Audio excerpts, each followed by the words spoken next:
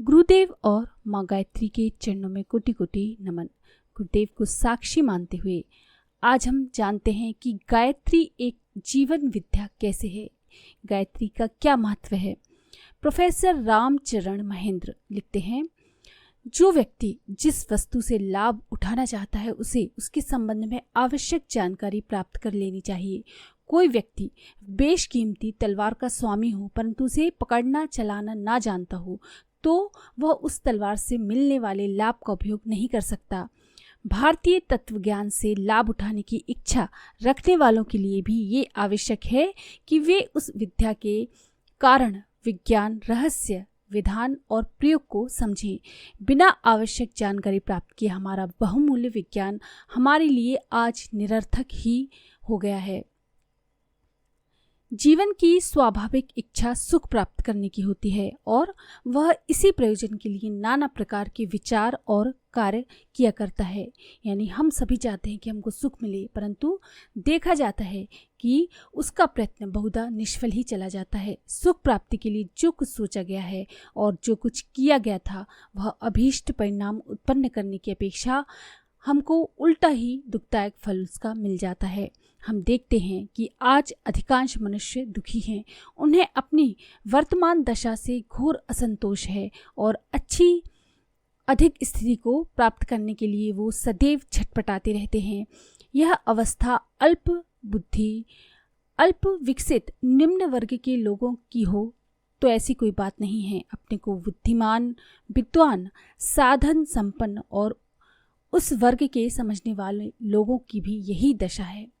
सभी लोग सुख की आकांक्षा रखते हैं पर सभी लोग दिन दिन दूर पड़ते जा रहे हैं, सुख से दूर होते जा रहे हैं। उनका मन और शरीर जो कुछ भी करता है वह अभीष्ट उद्देश्य की पूर्ति में सहायक नहीं, बाधक होता जा रहा है। यानी जो कुछ भी वो प्रयास करते हैं वो सब उल्टा हो रहा है।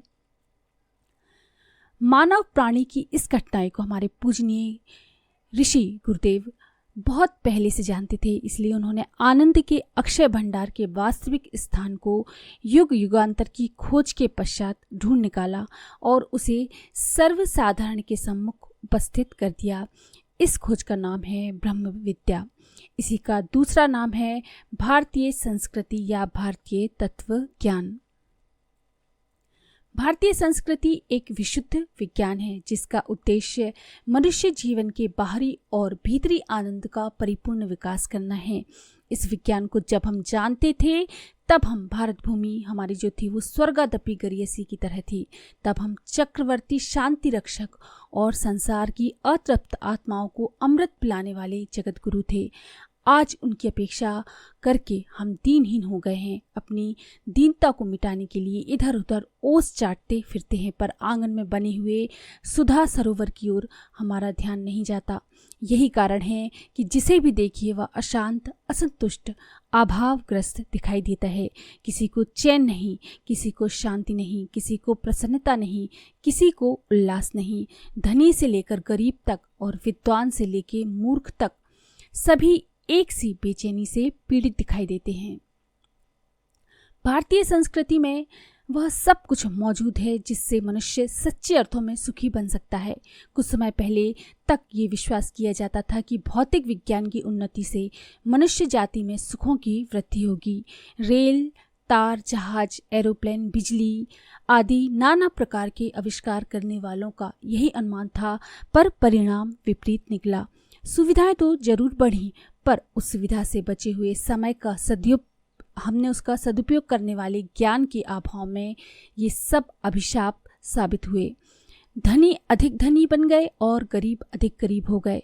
श्रम की उपेक्षा होने लगी और ऐश आराम की प्रवृत्ति ने चरित्र और स्वास्थ्य का सत्यानाश कर डाला और अस्पतालों, औषधालयों, जेल खानों, न्यायालयों के द्वारों पर भीड़ खड़ी कर दी। ये भौतिक विज्ञान आज तो भस्मासुर की तरह प्रलय तांडव करने तैयार खड़ा हुआ है। परमाणु बम, हाइड्रोजन बम, मृत्यु विरण, पाइजन गैस, कीटाणु बम की आड़ में खड़ा हुआ हिरण्याक्ष दैत्य आज फिर अट्टहास कर रहा है। लोग उस पौराणिक कथा पर विश्वास नहीं करते, जिसमें कहा गया है कि हिरण्याक्ष दैत्य पृथ्वी को चुरा ले गया।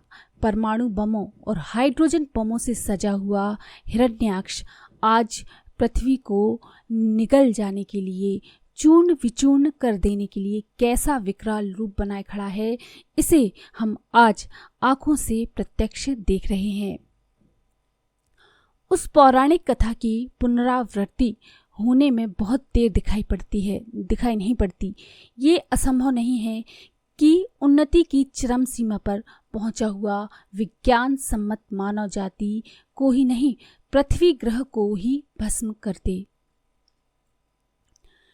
ये नई बात नहीं है। भूतकाल में भौतिक विज्ञान के अत्यधिक विकास के परिणामों का परीक्षण हो चुका है।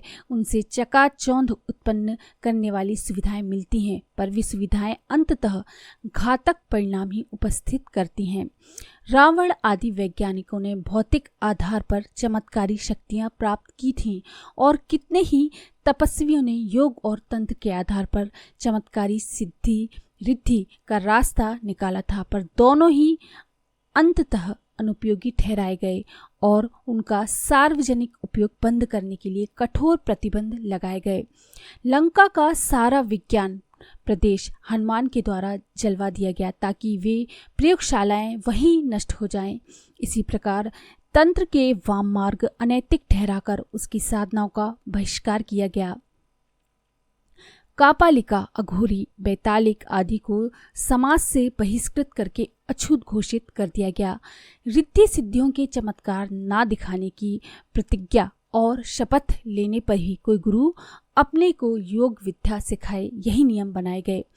कहने का तात्पर्य यही है कि हर प्रकार से भौतिक विज्ञान की अनावश्यक उन्नति को रोका गया। ऋषि जानते थे कि मनुष्य जाति की सामूहिक मनोदशा बालकों के समान है। यह बच्चे बारूद से खेलेंगे तो जल मरने के अतिरिक्त और किसी परिणाम पर नहीं पहुंचेंगे।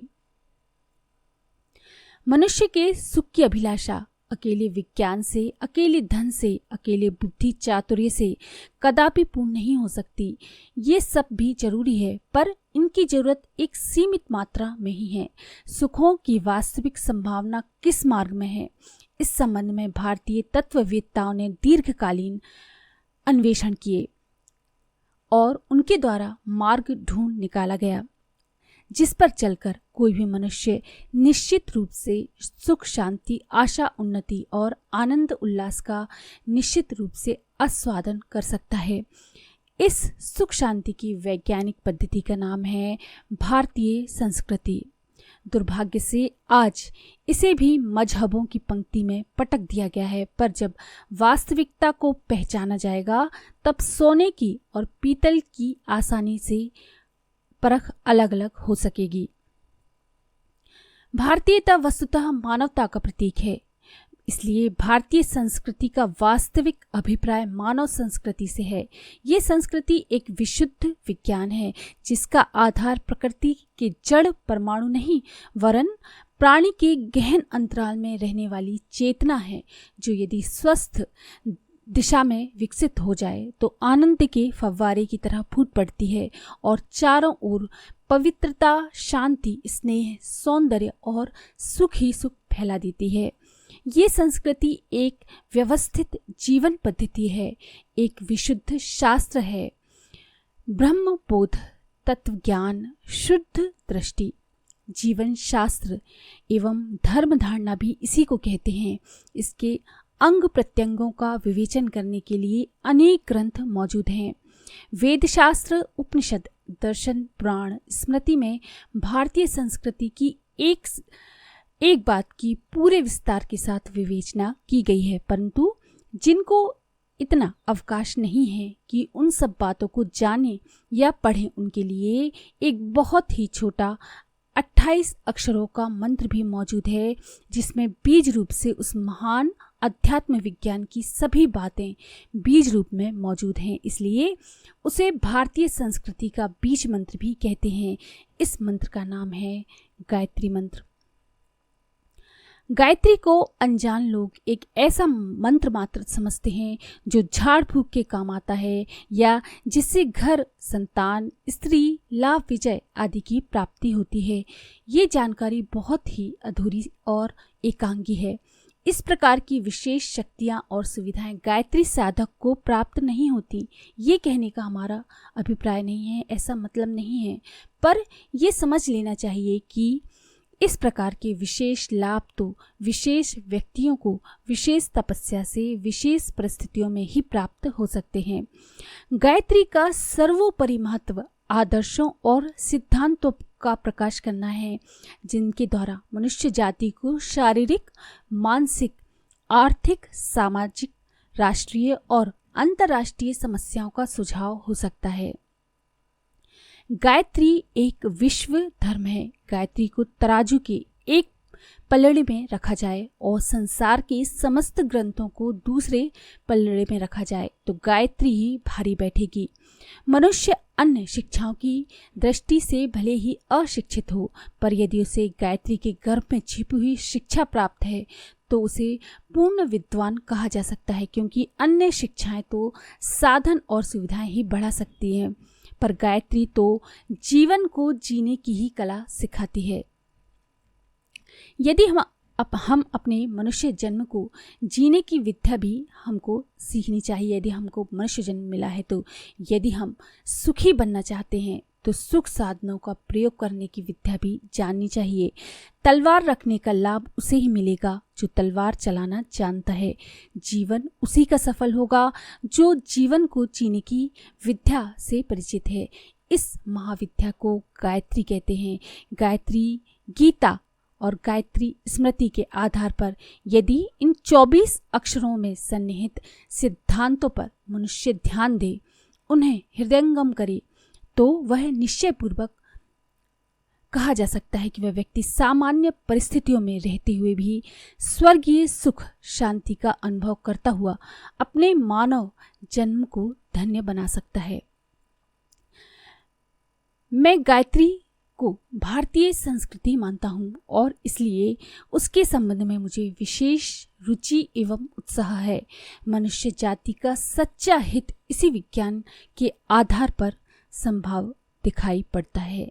तो गायत्री किस तरह से हमको एक जीवन जीने की कला सिखाती है, हमको हमारे ऊंचे आदर्शों पर अडिग खड़े रहने की शिक्षा देती है, हमारे मन को संतुलित करती है। तो ये है गायत्री के विषय में थोड़ी सी जानकारी। तो अगर आपको ये जानकारी पसंद आई तो प्लीज़ लाइक करें, शेयर करें, सब्सक्राइब करें मेरे चैनल को। धन्यवाद।